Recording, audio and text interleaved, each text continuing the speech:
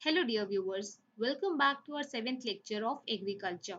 आज के हम अपने इस लेक्चर में अनदर 50 मॉडल क्वेश्चंस को ब्रीफली डिस्कस करने वाले हैं। जी हाँ, मैंने अपने पिछले लेक्चर में already first set of 50 questions को डिस्कस किया हुआ है। डियर व्यूअर्स, ये आपके मेन एग्जामिनेशन के पॉइंट ऑफ व्यू से काफ़ी ज़्यादा इंपॉर्टेंस रखता है, तो इसलिए मैं आपसे रिक्वेस्ट करूँगी कि इस वीडियो को एंड तक ज़रूर देखें। चलिए स्टार्ट करते हैं। क्वेश्चन नंबर 1 क्या कह रहा है? Which one of the following extension programmes linked farm plan with credit for farmers? It means what कि ये सारे के सारे आपको यहाँ पर कुछ प्रोग्राम्स के नाम दिए हुए हैं। इन प्रोग्राम्स में किस प्रोग्राम को इस उद्देश्य के साथ जोड़ा गया कि फार्मर्स को क्रेडिट दिया जा सके और उनके फार्म प्लान को भी जोड़ा जा सके? तो इसका करेक्ट ऑप्शन है option number A, that is your what, integrated rural development programme, IRDP। अगर हम इस रूरल डेवलपमेंट प्रोग्राम की बात करें तो it was started by government of India and it was launched on 2 October 1980 across the country. अगर हम इसकी एम की बात करें तो इस प्रोग्राम का एम था पुअर रूरल पीपल को, पुअर रूरल फैमिलीज को सेल्फ एम्प्लॉयमेंट प्रोवाइड किया जा सके, ताकि उन फैमिलीज की जो इनकम है वो बढ़ जाए और वो गरीबी रेखा यानी कि पॉवर्टी लाइन को क्रॉस कर जाए, गरीबी रेखा के ऊपर आ जाए। इस उद्देश्य के साथ इस प्रोग्राम को स्टार्ट किया गया था 2 अक्टूबर 1980 में।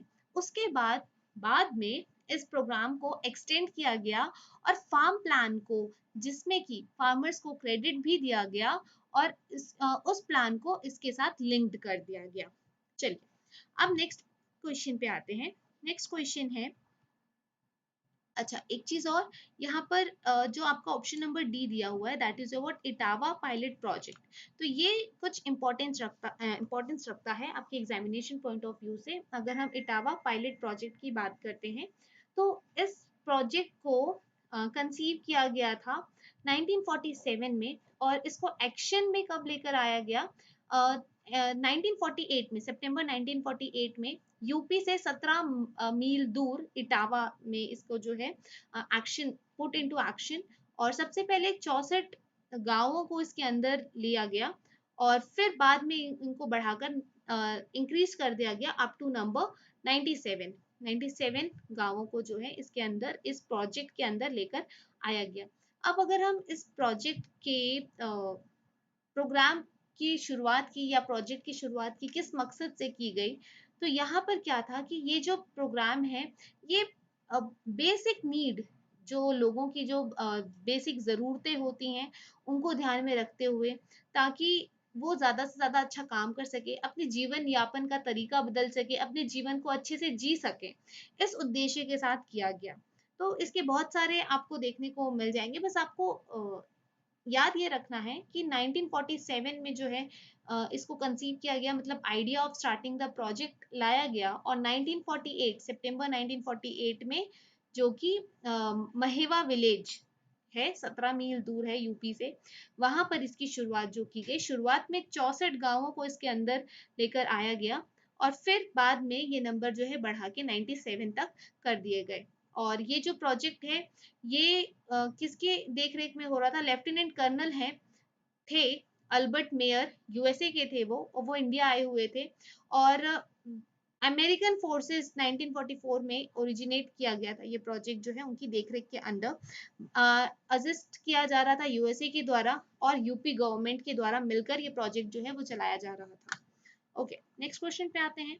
नेक्स्ट क्वेश्चन है, puppet show in villages as a method for transfer of technology is an example of. तो पपेट शो, जो कठपुतलियों का खेल होता है गांवों में, तो वो एक तरीके की, किस तरीके की टेक्नोलॉजी है जो लोगों को ट्रांसफर की जाती है? अगर आपने देखा होगा कि अगर कठपुतली का शो हो रहा है तो कहीं ना कहीं कुछ मैसेज छुपा होता है उसमें, तो वो किस तरीके की टेक्नोलॉजी के अंदर आती है? तो सबसे पहले तो हम ये समझते हैं कि मास मीडिया क्या होता है। अगर हम मास मीडिया की बात करें तो आप सभी लोग इस वर्ड से परिचित हैं। जैसे न्यूज़पेपर हो गया, टेलीविजन हो गया, रेडियो हो गया, मतलब जिसके माध्यम से जो न्यूज़ है वो दूर दराज लार्ज नंबर ऑफ पीपल को कवर कर सके, ज्यादा से ज्यादा लोगों तक शेयर हो सके, तो वो आपका किसके अंदर आ जाएगा? मास मीडिया के अंदर आ जाएगा। फिर सेकेंड ऑप्शन है आपका ग्रुप मीडिया।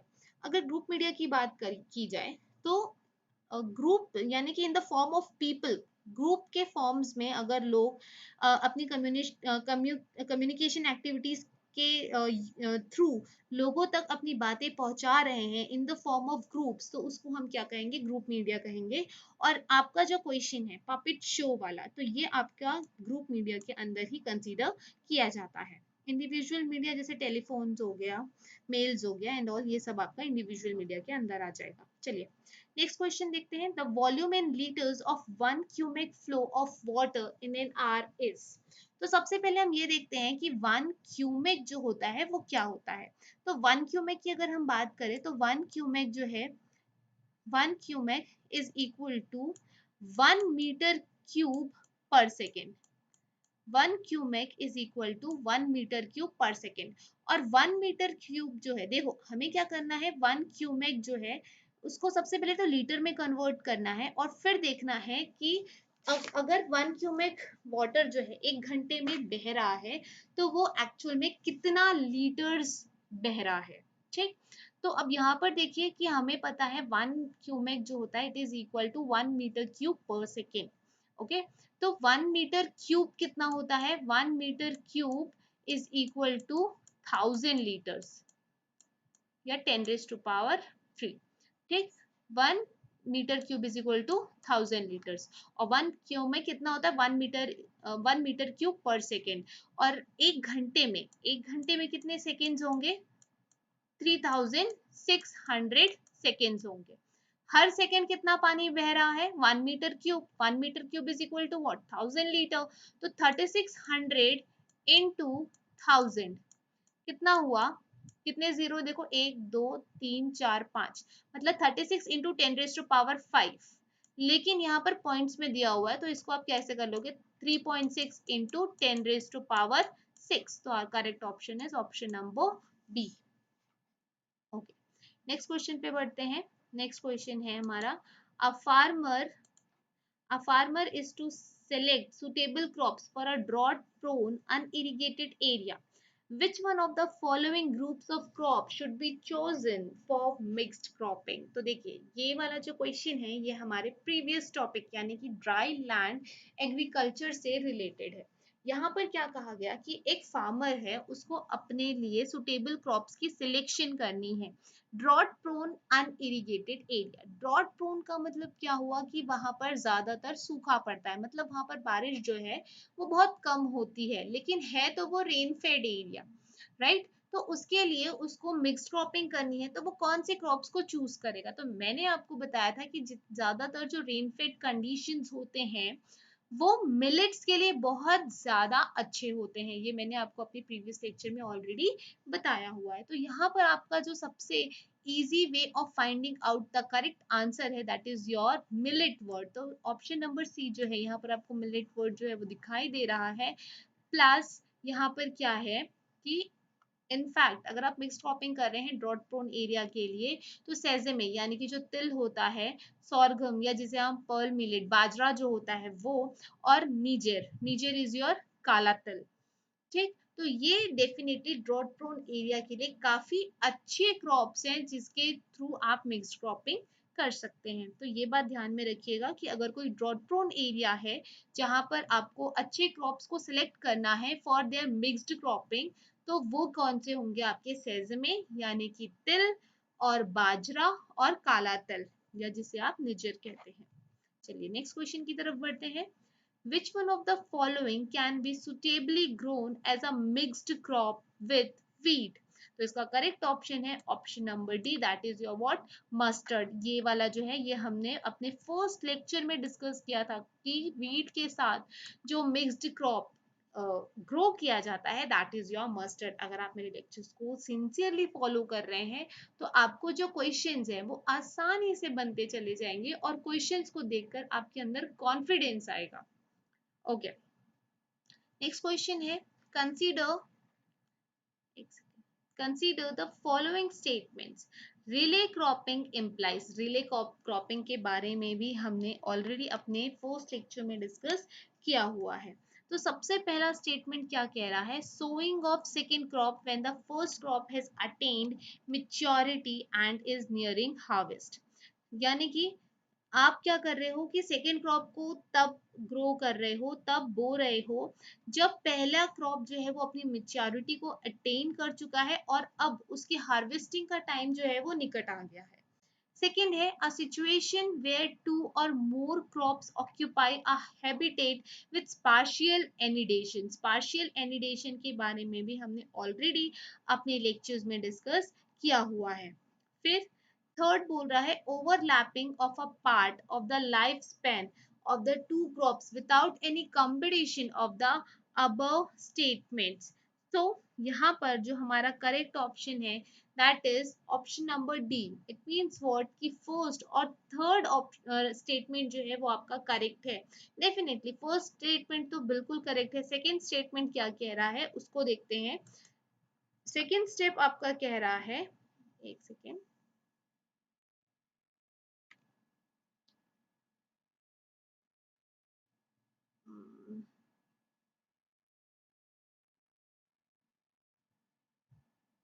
उसका कर्सर खराब हो गया, मुझे एरो बटन से करना होता है। चलिए ठीक है, देखते हैं। सेकेंड स्टेटमेंट क्या कह रहा है, अ सिचुएशन वेयर टू और more crops occupy a habitat with a spatial एनिडेशन। स्पार्शियल एनिडेशन का मतलब क्या होता है कि आप स्पेस रखकर आप पौधों को बोते हैं, राइट। हमने स्पार्शियल एनिडेशन जो है ऑलरेडी कवर किया हुआ है। तो यहाँ पर जो सिचुएशन है जहाँ पर दो या दो से ज्यादा क्रॉप्स जो हैं वो ऑक्यूपाई कर रहे हैं अपने लिविंग कंडीशन को विद अ स्पार्शियल एनिडेशन, तो ये तो बिल्कुल गलत है। रिले क्रॉपिंग में ये फैक्टर तो इंक्लूड होता ही नहीं है। रिले क्रॉपिंग का मतलब क्या हुआ, जैसे मैंने आपको एग्जांपल भी दिया था कि जिस तरीके से रिले रेस होती है, एक के बाद एक क्रॉप जो है उनको ग्रो किया जाता है।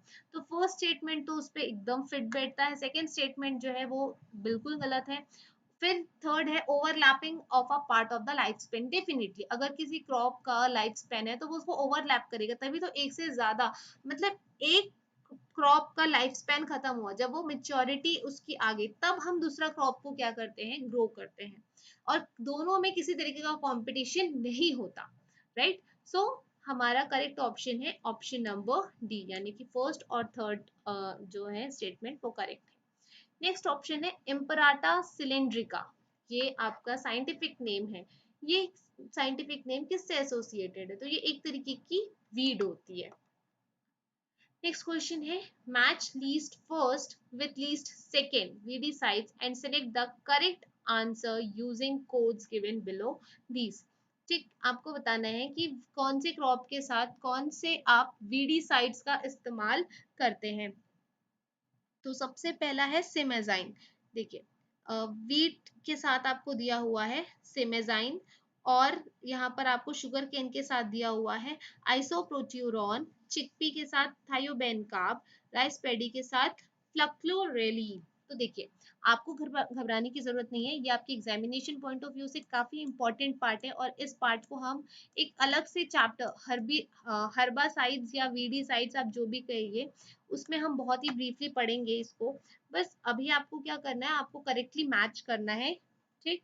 तो यहाँ पर आप देखिए कि हमारा जो करेक्ट ऑप्शन है वो है ऑप्शन नंबर बी, यानी कि वीट के लिए जो वीडीसाइड का इस्तेमाल किया जाता है that is your what isoproturon. फिर ये शुगर केन के लिए जो यूज किया जाता है दैट इज योर व्हाट सेमेजाइन। चिकपी यानी कि काबुली चना के लिए जो यूज किया जाता है दैट इज योर व्हाट फ्लक्लोरेलीन। और राइस पैडी के साथ जो यूज किया जाता है दैट इज योर व्हाट थायोबेनकाब। तो ये इसके लिए मैं आपको प्रॉपरली लिस्ट भी बता दूंगी कि कौन से क्रॉप के लिए कौन सा वीडीसाइड इस्तेमाल किया जाता है, क्योंकि डियर व्यूअर्स ऐसे क्वेश्चन बहुत ही कॉमन है और बहुत ही आसानी से आपको अपने मेन एग्जाम में देखने को मिल जाएंगे। तो इसके लिए मैं एक पूरा का पूरा लेक्चर बना के अपलोड कर दूंगी। Okay, so our correct option is option number B. Next question देखते हैं। नेक्स्ट क्वेश्चन है according to modern concepts the major function of inter row tillage is. अब सबसे पहले हम ये समझते हैं कि इंटर रो टिलेज क्या होता है। टिलेज का मतलब क्या होता है, कोड़े लगाना, ठीक। जैसे फॉर एग्जाम्पल कि आप देखते हैं कि एक टाइम के बाद क्या होता है कि सॉइल जो है वो जमने लग जाते हैं, मिट्टी जो है वो जमने लग जाती है, हार्ड हो जाती है। तो उसमें आपको थोड़ी सी खुदाई करनी पड़ती है, कोड़े लगाने पड़ते हैं, जिससे क्या होता है कि नीचे के जो सॉइल है वो ऊपर की तरफ आते हैं और न्यूट्रिएंट जो है वो अच्छे से फैल पाते हैं। तो अगर हम इंटर रो टिलेज की बात करें, तो रोज के बीच यानी कि आपने जो रो बनाए हुए हैं, इस तरीके से आपने रोज बनाए हुए हैं, तो उनके बीच आप क्या कर रहे हैं, जो सॉइल्स हार्ड हो गए थे आप उनको लूज कर रहे हो, ताकि क्या हो पाए, प्लांट्स की जो ग्रोथ है वो प्रॉपरली हो पाए, राइट, उनका जो डेवलपमेंट है वो अच्छे से हो पाए।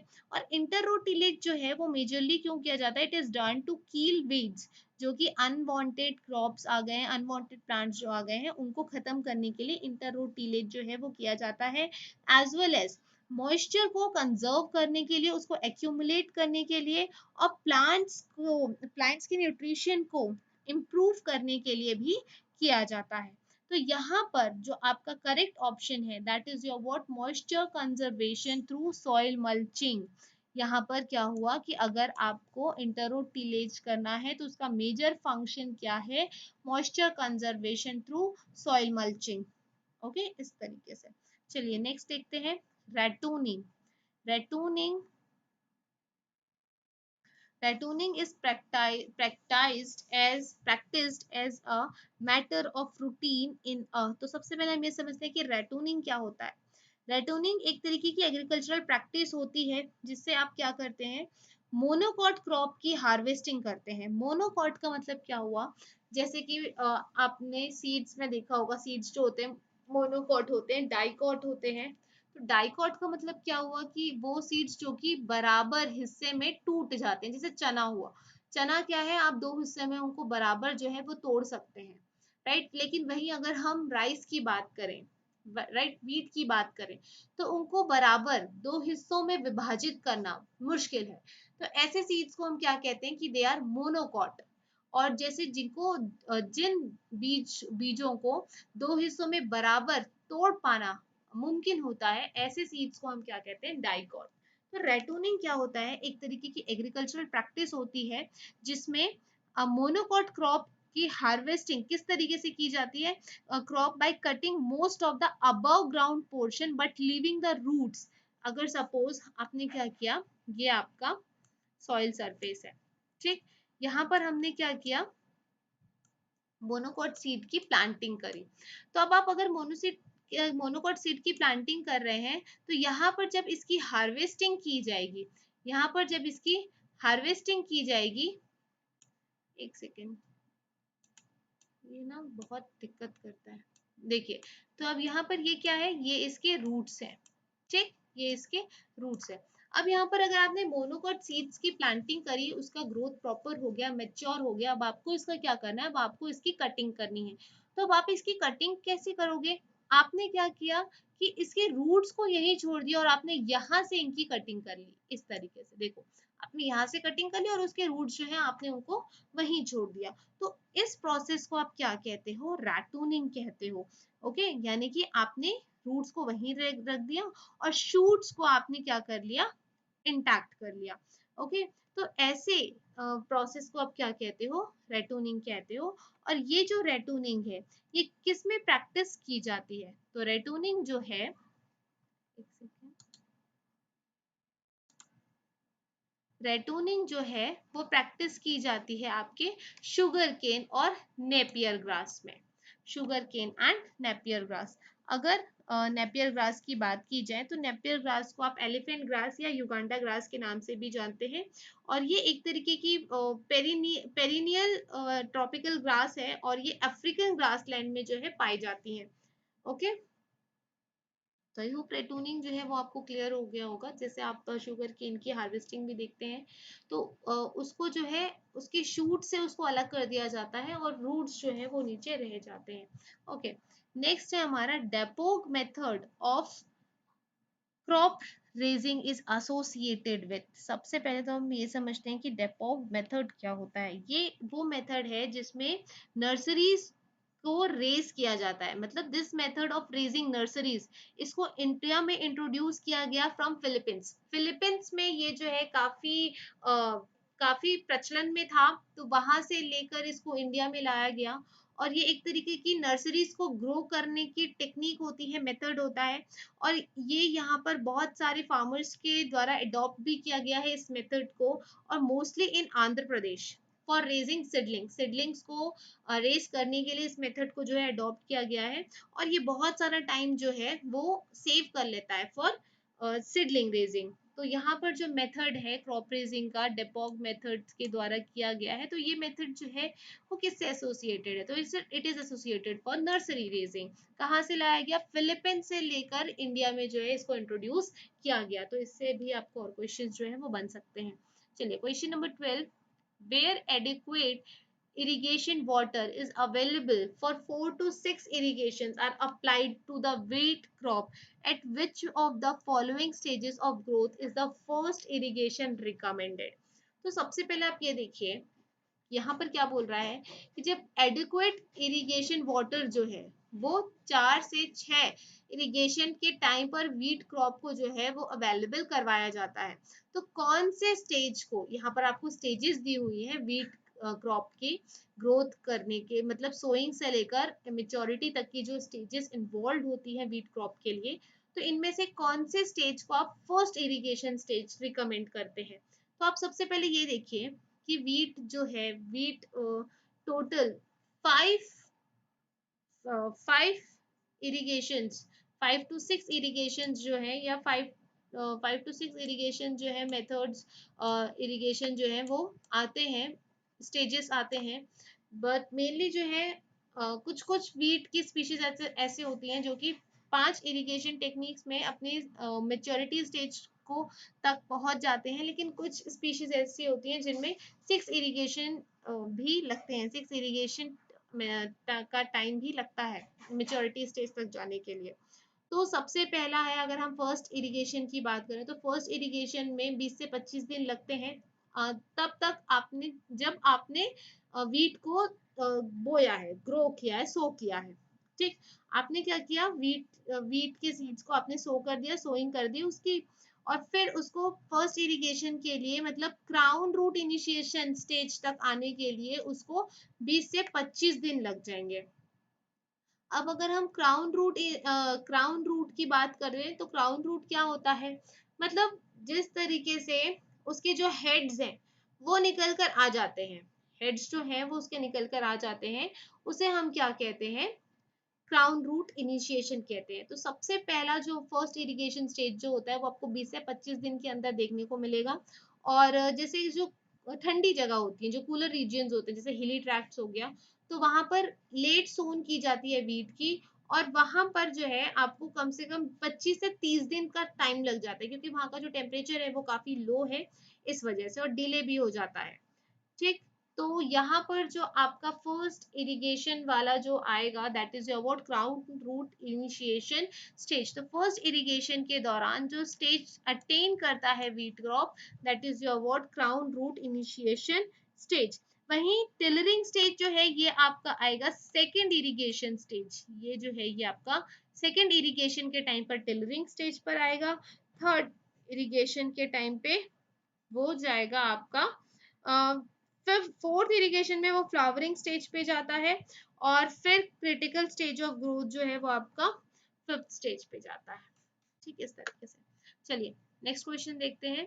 नेक्स्ट क्वेश्चन है, इन high phosphorus fixing soils, water soluble phosphatic fertilizers are applied to the crops essentially as। यहाँ पर क्या पूछा जा रहा है कि जो हाई फॉस्फोरस फिक्सिंग सॉइल्स होते हैं, जिनमें वाटर सोल्यूबल फॉस्फेटिक फर्टिलाइजर्स जो हैं वो अप्लाई किए जाते हैं क्रॉप्स में एसेंशियली, तो वो किस लिए किए जाते हैं, तो वो किए जाते हैं for top dressing. Now what is the meaning of top dressing? अगर हम टॉप ड्रेसिंग की बात करते हैं, तो addition of fertilisers, addition of fertilisers growing season में जब आप फर्टिलाइजर्स का एडिशन करते हो to improve your plant nutrition, और उसकी यील्ड को, उसकी पैदावार को बूस्ट करने के लिए, बढ़ाने के लिए जब आप फर्टिलाइजर का एडिशन करते हो, तो उसे हम क्या कहते हैं, टॉप ड्रेसिंग कहते हैं। ओके, अच्छा। नेक्स्ट है spreading varieties of groundnut are preferred in areas receiving late rains in the kharif season because, मतलब क्या हो रहा है कि आप वेराइटी स्पीशीज जो है ग्राउंडनट की कुछ एरियाज में जहां पर खरीफ सीजन के दौरान लेट बारिश जो है वो लेट पहुंच रही है, तो उसके लिए वो आप ऐसा क्यों करते हैं, क्यों, because they are of longer duration, kharif season जो होता है वो लॉन्गर ड्यूरेशन का होता है और वहां पर प्रॉपरली बारिश नहीं आई है तो मिट्टी को जो है वो प्रॉपर न्यूट्रिशन नहीं मिलेगा। बट अगर आप वहां पर ग्राउंडनट के वेराइटीज को स्प्रेड करते हैं तो इस वजह से आप जो भी खरीफ क्रॉप्स लगा रहे हैं तो उसको जो है वो प्रॉपर न्यूट्रिएंट्स जो है सॉइल को वो मिलने लगेगा। Next, which one of the following parts of the tobacco plant synthesizes nicotine?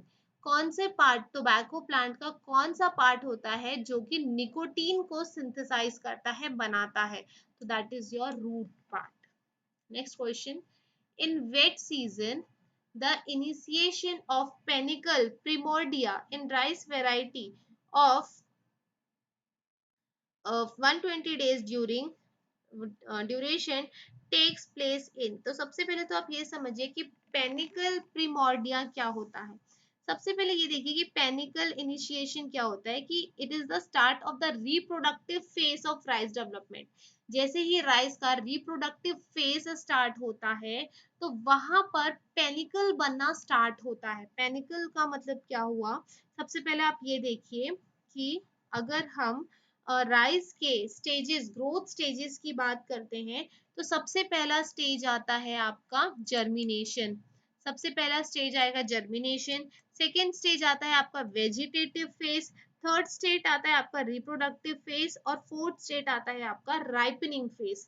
तो चार स्टेजेस में जो है वो चार स्टेजेस इंक्लूडेड होते हैं राइस ग्रोथ के, ग्रोथ स्टेजेस की अगर हम बात करें। तो यहाँ पर जब पेनिकल प्रिमोर्डिया का इनिशिएशन होता है वो कौन से स्टेज में होता है, वो होता है आपका रिप्रोडक्टिव फेज में, जिसको हम बूटिंग स्टेज के नाम से भी जानते हैं। तो ये आपका कब होता है, आपका जो करेक्ट आंसर है that is your what 60 to 65 days after sowing. तो पेनिकल इनिशिएशन ऑफ पेनिकल जो आपका आता है वो 60 से 65 दिन के बाद आता है आपका राइस का, और वो भी किसके अंदर आता है, रिप्रोडक्टिव फेज के अंदर आता है। यहाँ पर क्या होता है कि जब पेनिकल का मतलब क्या हुआ, उसका सर, head begins to form, head जो है वो क्या होता है, it begins to form in the base of the shoots और stems just above the soil surface. तो उसे हम क्या कहते हैं, इनिशिएशन ऑफ पेनिकल या प्रीमोर्डिया कहते हैं। ओके, नेक्स्ट क्वेश्चन पे आते हैं, match list first fertilizer with list second equivalent acidity and select the correct answer using the codes given below the list. हमें क्या करना है कि आपको फर्टिलाइजर दिए गए हैं और उनकी एसिडिटी, इक्विवेलेंट एसिडिटी वैल्यू से हमें उनको मैच करना है।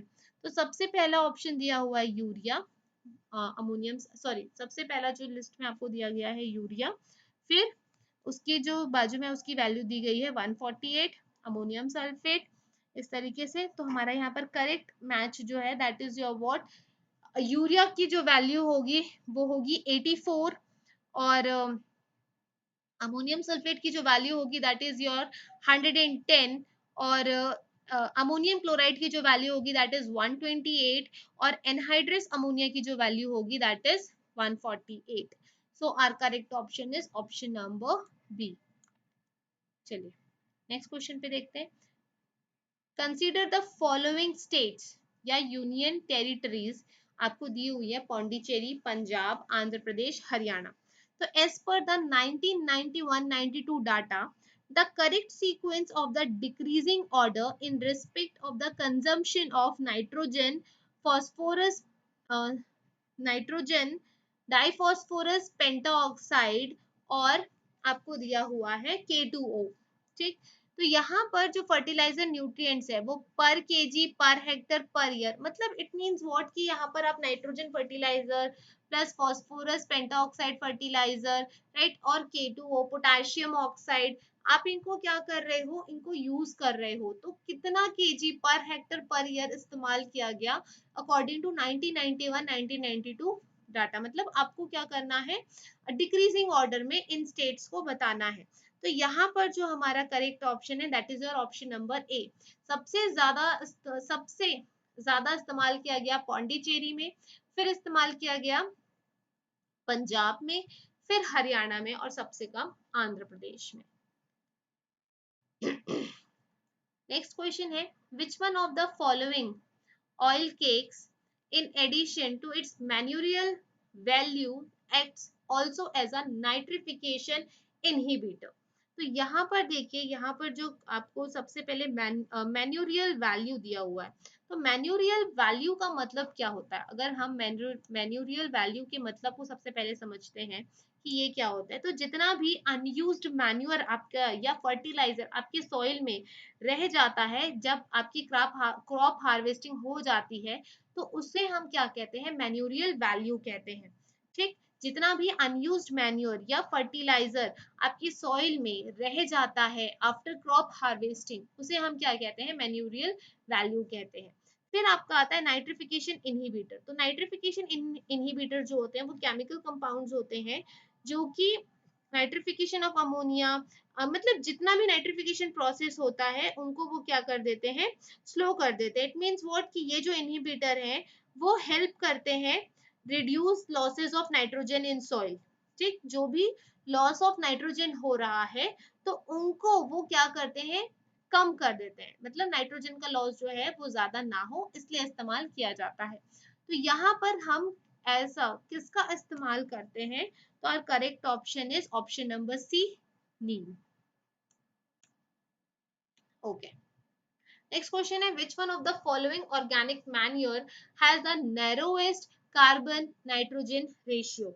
इनमें से कौन सा ऑर्गेनिक मैन्योर है जिसमें कार्बन नाइट्रोजन रेशियो सबसे कम होता है? So our correct option is option number D, groundnut cake. Okay dear viewers, जैसा कि आप लोगों की रिक्वेस्ट आ रही थी कि लेक्चर ज्यादा लेंथी नहीं होना चाहिए, सिर्फ 20 क्वेश्चन के डिस्कशन में ही 32 मिनट्स हो गए हैं, तो आज का लेक्चर हम यही माइंड अप करते हैं। मैं अभी जस्ट नेक्स्ट लेक्चर जो कि आपके बाकी रिमेनिंग क्वेश्चन से रिलेटेड होंगे, जैसे कि मैंने आपको लेक्चर की स्टार्टिंग में ही बताया था कि हम 50 क्वेश्चंस जो हैं वो डिस्कस करने वाले हैं, तो मैं ये वाला जो लेक्चर है मैं यही वाइंड अप कर रही हूँ, और इसके ठीक नेक्स्ट लेक्चर में मैं अनदर 30 क्वेश्चन जो है वो डिस्कस कर लूंगी। Okay dear viewers, next lecture जो है वो जरूर देखिए। Thanks for watching.